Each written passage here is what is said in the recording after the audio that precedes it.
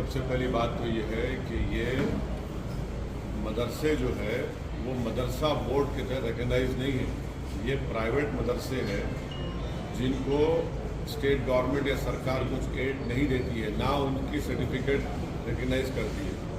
तो वो अगर खुद अपने मदरसे खोलकर चला रहे हैं, जैसे दारुल देवबंद है, मुबारकपुर में अशरफिया है, ऐसे कई बड़े बड़े मदरसे हैं, डिफरेंट स्कूल्स ऑफ थॉट के प्राइवेट मदरसे हैं जिनका ना सरकार से कुछ लेना देना है, ना सरकार उनको कुछ फंडिंग करती है। हाँ, जो मदरसा बोर्ड की तरह रिकग्नाइज है वो सरकार से, उसका ताल्लुक है गवर्नमेंट से। इससे ये क्यों सर्वे क्यों करा रहे आप? मैं अगर मदरसा खोलता हूँ तो अपने इस्लामिक तौर तरीक़े उनको सिखाने के लिए, इस्लामिक फ़िक़्ह सिखाने के लिए, उनको मौलाना बनाने के लिए, मुफ्ती बनाने के लिए, और स्टेट गवर्नमेंट से ताल्लुक़ ही नहीं है। और संविधान के आर्टिकल 30 के तहत मुझे एक फंडामेंटल राइट हासिल है कि मैं अपने मदरसे खोलूँ, अपने पसंद के एजुकेशन इंस्टीट्यूट खोलूँ। इसमें सरकार क्यों मुदाखलत करेगी? आप सर्वे क्यों करना चाह रहे हैं? आपको इससे लेना देना क्या है? क्या आप उनकी तनख्वाह दे रहे हैं? जो मदरसा बोर्ड के तहत मदरसे हैं उनकी तनख्वाह तो आप दे नहीं रहे हैं पिछले 4 साल से। ये मदरसे प्राइवेट मदरसे, अनएडेड मदरसे, और आर्टिकल 30 के तहत इसको कायम किया गया है। तो स्टेट गवर्नमेंट कोई सर्वे करा रही है, आपको लेना देना क्या है? अब आप एक ऑर्डर जारी कर दीजिए ना कि अब आप मुसलमान मत रहिए, आप कुरान मत पढ़िए, नमाज मत पढ़िए, ऑर्डर जारी कर दीजिए। वही करना चाह रहे हैं आप। ये सर्वे नहीं है बल्कि छोटा एनआरसी है। लेकिन एक और बात, चीज मदरसों को लेकर पूरे देश भर में और बार बार सवाल उठते रहे। वैसे में अगर कोई सरकार चीजों को रेगुलराइज कर रही है, क्यों रेगुलाइज करेंगे? क्या रेगुलाइज तो इसमें तकलीफ क्या है? क्या रेगुलाइज करेंगे आप? जो मदरसे मदरसा बोर्ड के तहत उत्तर प्रदेश में वो आपके रिकॉर्ड है। ये मदरसे, ये जो प्राइवेट मदरसे हैं जो मदरसा बोर्ड से रिकग्नाइज नहीं है, जो आर्टिकल 30 के तहत उनको राइट है, आप क्यों करेंगे सर्वे उनका?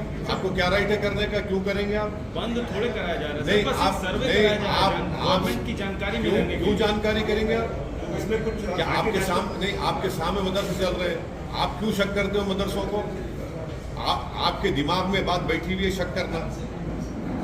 आपके कल एक ऑर्डर, आप सर्वे करके बोलेंगे नहीं यहाँ पर नमाज नहीं पढ़ो मदरसे में, आप कहेंगे नहीं कुरान मत पढ़ो। अरे भाई ऑर्डर जारी कर दो ना, बोल दो, तुम सब बोल दो कि मुसलमान नहीं है।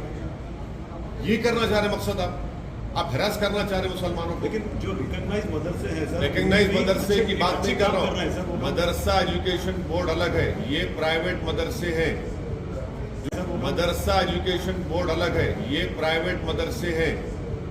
जो भारत के संविधान के आर्टिकल 30 के तहत मुझे खोलने का पूरा इख्तियार हासिल है।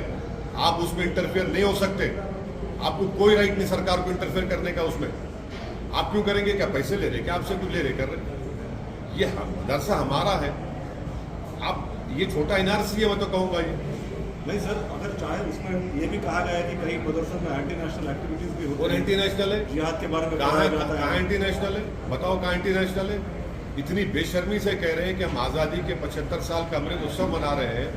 जो यही मदरसों ने इस मुल्क को आज़ाद करवाया, आज आप उनको शक की निगाहों से देख रहे हैं।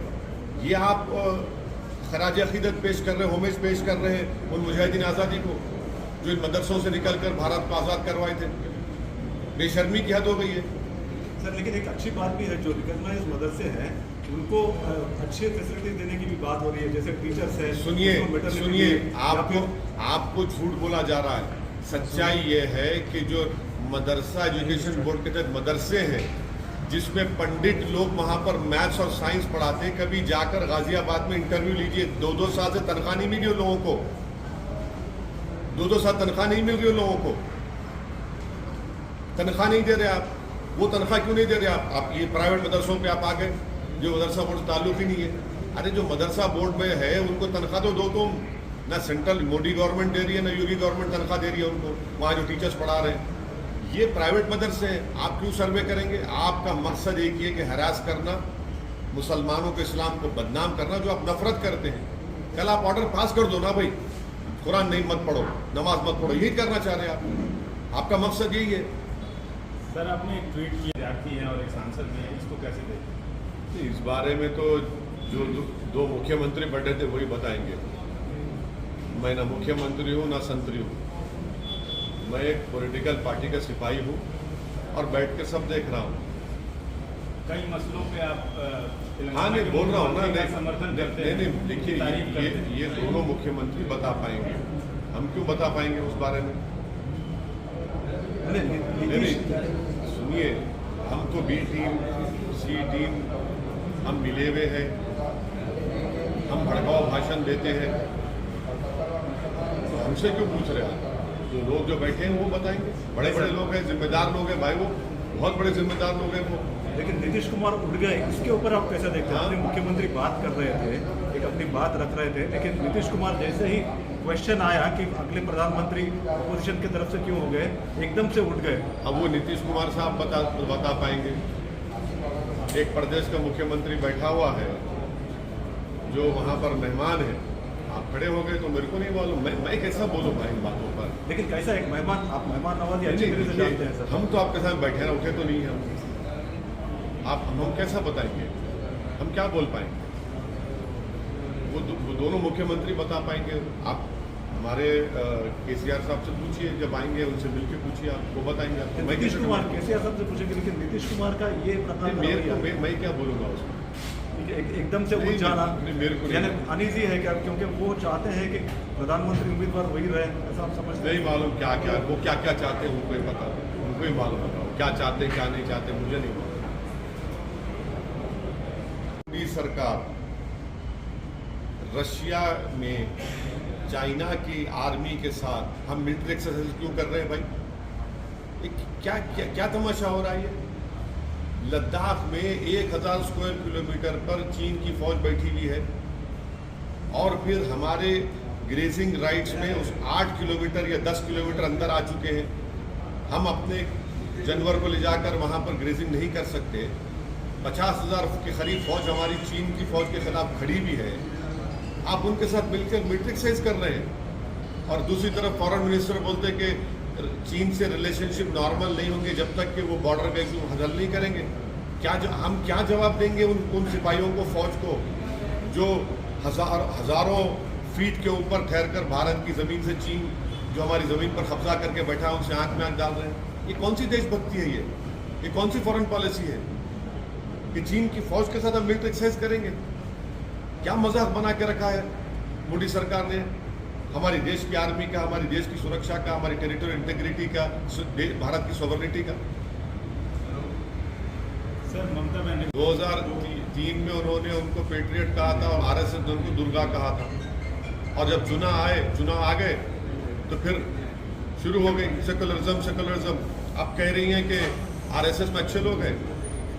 हम ममता बनर्जी को बोलना चाह रहे हैं कि कब तक आप भारत के और बंगाल के मुसलमानों की आंखों में धूल झोंकेंगी? आप आरएसएस का जो मेंबर होता है, जो सुबह में ओथ लेता है, वो ममता बनर्जी पढ़ के सुनाए। हाँ, ये अलग बात है कि जनेदारो एक हो रहे हैं तो हम कुछ नहीं कर सकते, मगर ये क्या बात है? आरएसएस को आप तारीफ कर रहे हैं और फिर मुसलमानों को बोलते हैं कि भाजपा को रोकना वोट दो, कि आरएसएस भाजपा में फर्क है कोई? ये अब जो टीएमसी में जो मुसलमान चेहरे हैं, जो टीएमसी में जो लोग हमको उंगलियां उठाते थे, अब बोलो क्या बोलना है उस बारे में? क्या विकल्प देंगे आप मोदी के बारे में?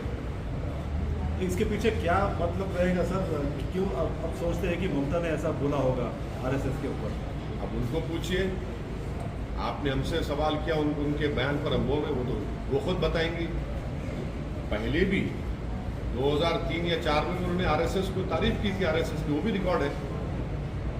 और आरएसएस ने उनको कहा था कि दुर्गा है ये, तो अचानक ये मोहब्बत पैदा हो गई। तो इसका मतलब है शुरू से मोहब्बत थी, या फिर ईडी का डर? नहीं, शुरू से मोहब्बत थी, मगर हम लोग, हमारे आंखों पर पर्दा पड़ा हुआ है ना सेकुलरिज्म का, हमारे आंखों पर सेकुलरिज्म का पर्दा पड़ा हुआ है। तो अब ये पर्दे हट रहे हैं, लोग देख रहे हैं।